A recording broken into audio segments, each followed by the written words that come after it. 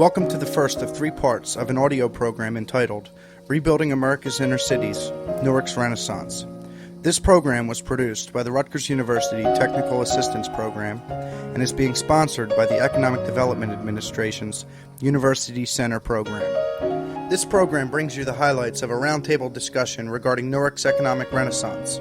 Participating in the discussion were Monsignor William Linder of New Community Corporation, Dr. Clement Price of Rutgers University, and Mr. Dale Caldwell of the Newark Alliance. Moderating the discussion was Makiba Jackson. We hope you find the information in this program rewarding and insightful. What comes to mind when you think of Newark? Don't live there or work there? Certainly, don't leave your car there. At one time, Newark was notorious for being the nation's leader in car thefts. That's not how it's always been. In the 1950s, Newark was touted as one of the best places to live. Then political and economic downfall occurred, which fueled the riots in the late 1960s. People in industries such as Westinghouse and Bamberger's fled Newark. The unemployment rate rose to double digits. People began to give up hope, but not our panelists today. Due in part to their efforts, Newark is coming back.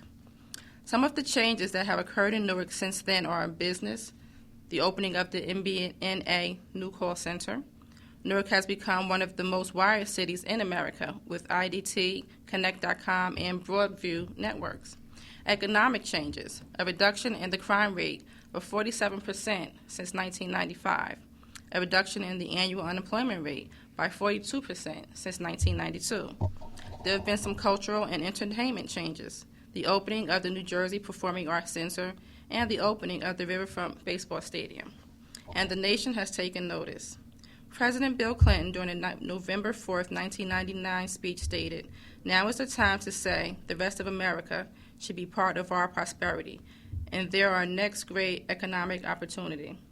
The new markets of the 21st century. We're focusing not only where to find potential, but how to turn that potential in our inner cities and our rural areas into long-term economic partnerships. And there's no better place for America to look than in Newark.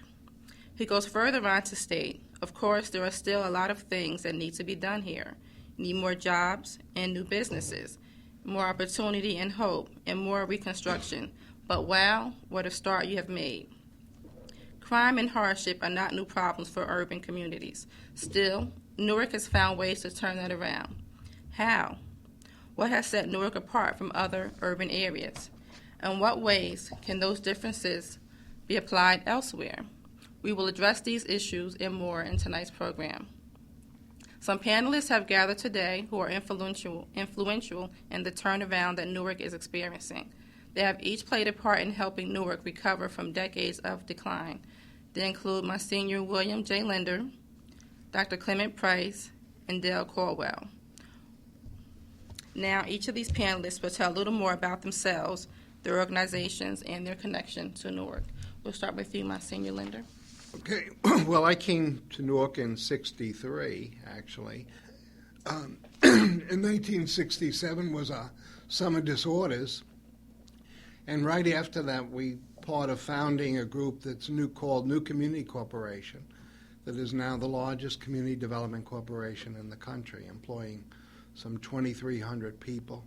We probably touch the lives of about 50,000 people a day, and that's in education, health, and economic development, right across, very comprehensive. So we've been in it from kind of right from the summer disorders, and it's still at it. Thank you. Mr. Caldwell. First, I want to thank you for inviting me and to be here with two legends of Newark. So I'm very honored to be in their presence. I kind of represent a new generation of people who are here in Newark, who believe in Newark, who are really to get on the backs of what has gone on before. I'm the executive director of a group called the Newark Alliance. You may not hear that much about the Newark Alliance because we're not a group that is focused on a lot of publicity. but really focused on education and economic development to really support some of the things that have been going on and to really try to help the city in any way that we can from a business perspective. So it's a very influential group that really does care about the growth of Newark, not just in the downtown area, but throughout the city of Newark. Good, thank you. And Dr. Price? Began my collegiate teaching career at Essex, stayed there 1 year, and then went to Rutgers University, the Newark campus, and did something which in retrospect was very fortuitous. I took very seriously the fact that Newark was without a scholarly narrative on the history of the population that the city was obviously revolving around, and that is its black population. So I did as my PhD dissertation a study of the rise of a black population in early to mid-20th century Newark, essentially a study of the first old ghetto that took shape in what is now called the Central Ward, and in the good old days was called the Third Ward. And subsequent to that, I got involved, like Father Linder and others, in trying to piece this city back together. My particular vantage point was to try to popularize the history of the city, try to get the city to become more attentive to its rich commemorative memories, and over, I guess a career of 31 years, I have become a citizen of this city in every better sense of that term. I live here, I work here, I spend much of my time here, and I'm deeply committed to the city's future. Hey, thank you. That's a very nice segue into our first question. Monsignor Linder, you mentioned that you were living in Newark at or about the time of the riots. What do you remember about that time? What do you remember about the riots? Well, I think they were pretty predictable. That's the first thing. In the rectory of the parish I was in, we had 4 priests, and we'd gather at supper and really kind of compare. I think all of us felt that it was within days of when it happened, actually. That's the first. In fact, that night, we used to have a novena. It was at 7 o'clock, and I had it it was my turn. And we had already decided at dinner that I had to have about a 5-minute prayer and send everybody home. I walked down to the precinct, actually, and I was about 200 feet, 150 feet away from the 4th precinct. That's where it all started when it broke loose. Dr. Price, what do you remember about the Newark riots? Well, just one, put my historian's cap on. Although I came here after the riots, I maintain that the riots really lasted way beyond the 5 days in 1967. They resonated in the memories of everybody who was in this city. They affected the way the town was perceived in the national and local press. It affected, just give you one, I guess, small example, but it's a big one in retrospect. When I came here, I had never seen a city so punctuated by racial division. The students in my class would self-segregate themselves racially, where the white kids would sit on one side of the classroom and the black kids and Hispanic kids would sit on the other. So I think what I remember most about the riots is not the riots, but the after effect, the aftershock, which I think has lasted just about a generation. In history, we measure generations about 32, 33 years. And I think it is only now that the riots are beginning to fade as a very powerful motif for understanding or misunderstanding Newark. Going on to our next question, what is strategic economic development, and why is it important to Newark? Well, economic development is a very broad term. You know, if you look at, most people believe that economic development means a lot more than putting up buildings. It means a lot more than bringing in businesses. It means a lot more than employment. It means education. It means, making sure you have a trained workforce. It means getting people off the unemployment rolls and putting them to work and giving them an opportunity. It also means recruiting businesses from other places, like in New York, to come to Newark to really make this a destination, a real destination city. So that's kind of the overall picture of economic development, and I think from a Newark Alliance standpoint, that is one of the main focuses of the Alliance. As I see you have copies of some of the ads that we help to co-sponsor, to really let businesses and other people know that Newark is a destination, in that Newark has major businesses here, it has major leaders in the community, and it's a place that people need to look at again. Monsignor Linder, how would you see strategic economic development? Well, I'd approach it differently. I think a strategic plan for economics in our city means that we have to target those who are most left out of the economic growth of our city. So, for example, we need a plan for African American youth. We can't really tolerate, as we are today, the fact that so many get incarcerated. So many are on the streets unemployed. We're talking over 50% of an age category. It's wrong. So in any strategic plan, it seems to me you start with the ones least likely to gain, and you make them the target of really a plan, that they need to be especially carved out for the work that you're going to do in economics. And obviously with that, we'll probably get into it more later, but it's the educational system that helps to contribute to that. And we have to stop making excuses for a system. We really have to say this is the standards we will accept, and we will accept nothing less. Okay. Mr. Caldwell, in your aim and your goal for economic development, where have you failed in trying to bring development into Newark, and what have you learned from your efforts? Well, one of the issues, and kind of tying in the strategic part, is that, as I mentioned before, economic development takes on many shapes and forms, and really the strategic component is pulling it all together in a strategic way that will reach those who have been disenfranchised, as well as those who may have been more fortunate. You know, one of the challenges in the city is capacity.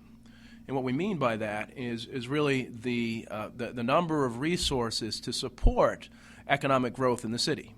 The mayor's office and the superintendent will say that they need many more high-quality people on their staff to deal with the demands of this new Newark. And so one of the things that we have, that we are in the process of doing, and have not been able to do yet, but we're an organization that's really a year and a half old, is to really help the city with this capacity. As you may know, the public schools have a $1.5 billion construction project, which could be the most significant thing for the communities in the city of Newark because of the dollars, because of creating community schools. But there's a real need to have the real estate, financial, operational support to make sure that working with the state, EDA, and the Department of Education, that these schools are built properly, on time, and within budget. So capacity is a major issue. There are opportunities that the city has had that it has not been able to respond to simply because of that. Monsignor Linder, what have you learned in your economic development efforts in Newark?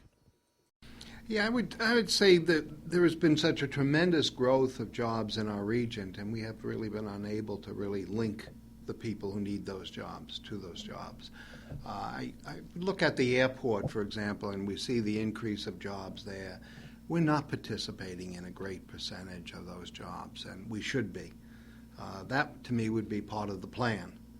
I think the second maybe is that we haven't been able to produce that many partnerships that have real meaning in the sense of producing jobs within our city.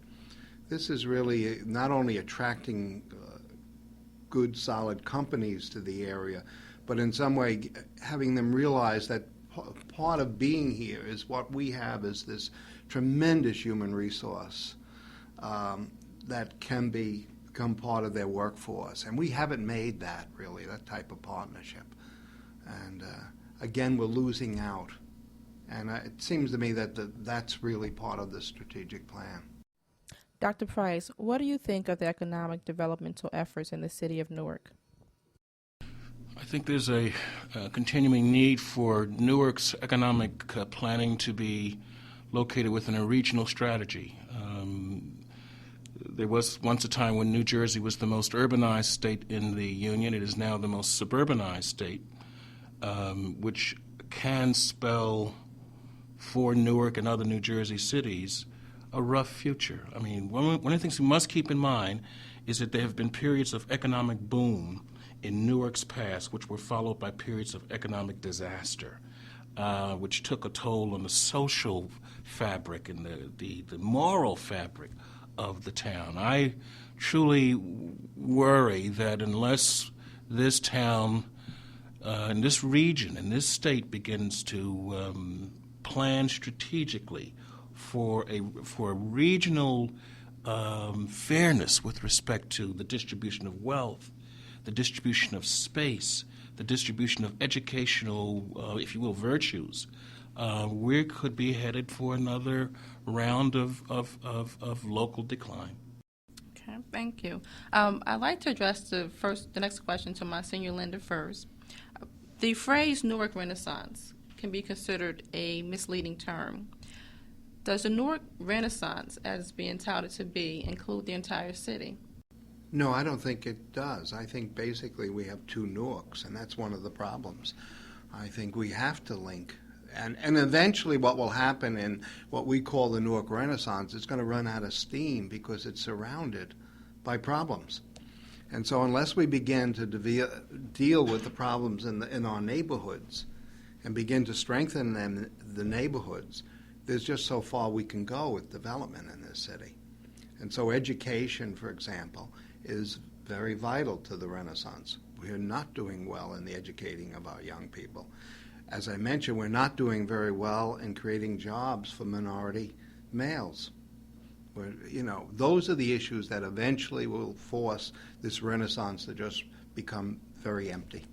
Dr. Price, what do you think of the phrase Newark Renaissance and how it is being interpreted? Yeah, that really is the issue, isn't it? How strong are the legs of the Renaissance?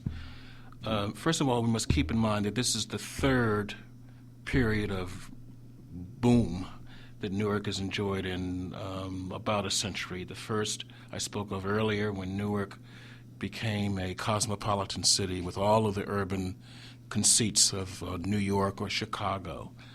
And that was followed by the decline of the 1930s.